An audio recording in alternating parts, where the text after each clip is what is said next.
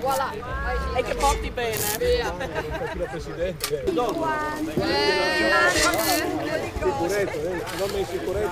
Devo ringraziare gli amministratori locali che ci hanno supportato in questa iniziativa, devo ringraziare l'assessore Santoro che in prima persona se ne è occupata e la dottoressa Uliana che questa in particolare ha avuto una gestazione particolarmente lunga. Auguro un buon lavoro alle imprese che hanno avuto l'assegnazione dell'opera, dovete fare presto. Presidente, è un'opera attesa e che risponderà anche a bisogni di sostenibilità di questo territorio.